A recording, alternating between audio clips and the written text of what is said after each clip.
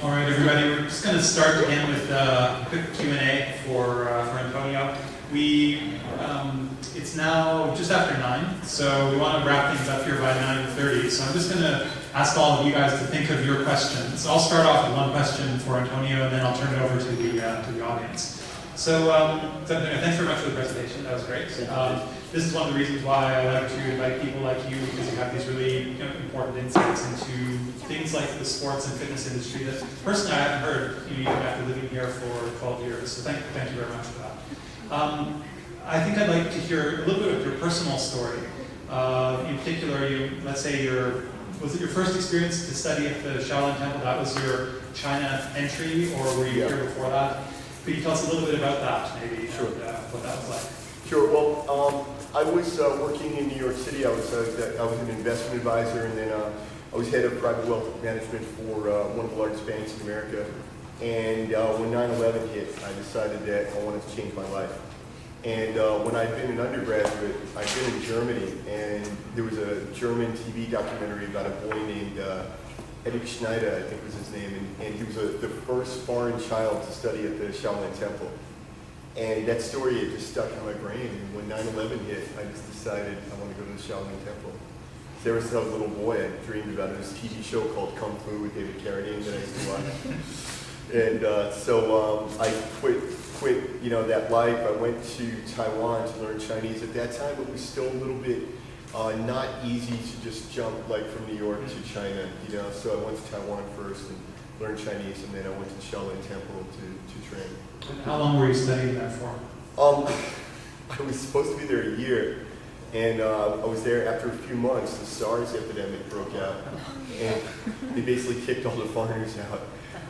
So I had to leave, but I was there a few months the first time, and it was amazing. Like now, I feel really lucky, not just from a martial arts perspective or a life experience perspective, but now as a China, becoming a China expert in economy and things like that. I really feel lucky that I saw what 2003 rural China looked like. Now, my last question on that topic is then, you've seen today what Shaolin Temple has kind of started to do as ways of generating new revenue. You've gone on the road with shows. They've probably commercialized their training a lot more. How does that look today? How do you feel about that? It's so different. When I went in 2013, a magazine asked me to go back and write a 10-year perspective. So I went walking, looking, for memories. I didn't see anything I remember. There was nothing. I'm like, no, this is where the lady used to sell chicken, and I'd sneak out to eat chicken. We weren't allowed to eat meat. And, this is where blah, blah, blah, and that happened, and none of this was there. And the other weird thing was, I walked through the gate, and I went, I don't remember the gate being so far from the temple, and I just remember it being like 100 meters. And then later I found out it's the whole thing is an UNESCO heritage park now. So the little area where I used to live, is the nucleus of this massive, park. Very different. And there's tons of foreigners there, and there's schools for foreigners that are actually inside the temple grounds now. It's quite different. Very different, yes. Good, thank you. Well, let me turn it over to the audience now for your questions. So who would like to ask the first question so Ben? So I have a quick question. You mentioned don't open a gym, but don't open a gym, right? Yeah. But in Shanghai already there's some chain gym company. For them, do you advise them to open more gyms or keep current size or even cut some gym shops? Thank you. Okay, that's a really good question. Basically, when I say don't open a gym, I mean as an individual, opening a one-off gym is probably a terrible idea. It's probably one of the worst things you can do with your money.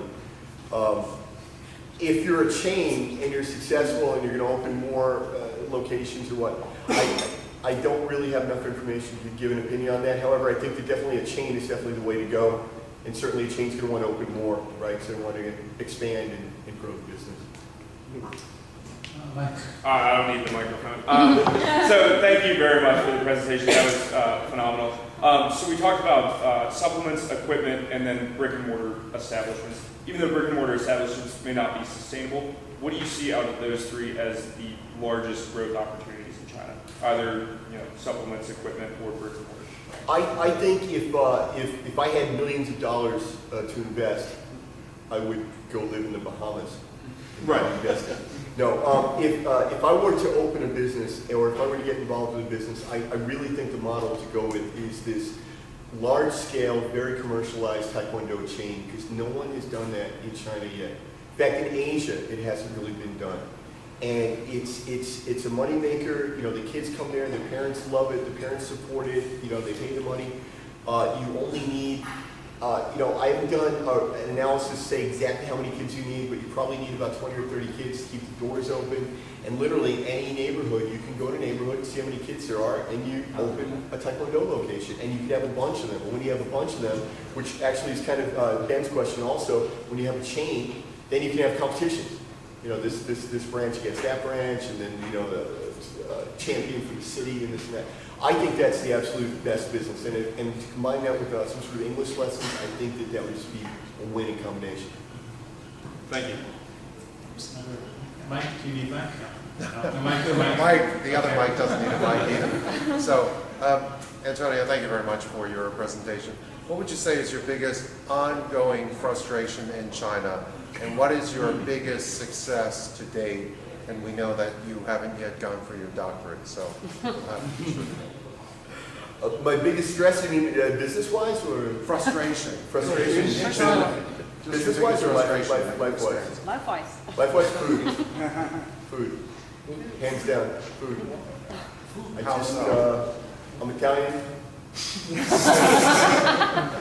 know, do I need to say more? I mean, no, just food. Food is just, I just so many foods that I miss. I have so little variety in my diet here. I'm eating the same 5 or 6 things all the time for 4 years. Got it coming out my ears. What was the second half? Biggest success. Biggest success today. Biggest success. Can't you ask me on Monday? Defending my PhD thesis on Saturday. Hopefully I'll succeed in that. I think that the thing that I'm proudest of, actually the sports university experience, it's just, you know, for me, I was 44 years old when I stepped into a professional cage and fought MMA professionally for the first time. You know, I had a fight career when I was young. I was 44 when I fought my first professional MMA fight. I was 45 years old the first day I stepped on the wrestling mat at the university and wrestled with those guys that were so much younger than me. Attended all my classes, taught in Chinese, all the lectures, wrote all my papers, did my baogaos, did my presentations. And what I was able to learn from that. And the other thing is, you know, we talk about this information availability bias in research. You know, we're all in Shanghai, you're all business people, you're all making money, I hope. So I'm going to ask you to warn me some. You are meeting other people like yourselves. And I'm in Shanghai, but I'm among these athletes that are all from, you know, all the wrestlers are from Shandong, you know, the Sanda fighters are from Clinton. Most of them are from poor families, because rich families don't send their kids to be wrestlers, you know. So, I mean, for me, this is just an invaluable experience. Like, I'm seeing, you know, what it's like to grow up poor, I'm seeing what it's like to live in Shanghai. That's it for me. Other questions? Yes, like microphone? No, it's okay. I thought it was interesting in topics, and I'm really interested in sports in general in China. But I'd like to see if you have any background or thoughts on team sports.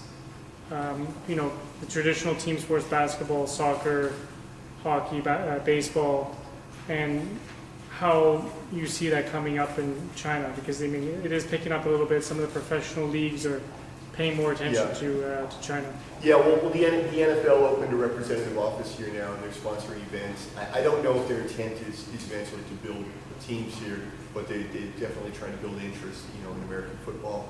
You know, the Japanese have their own baseball league in Shanghai, and there's, I don't know how many teams, like 30 teams or something, like some crazy number of teams, and they have playoffs and all this.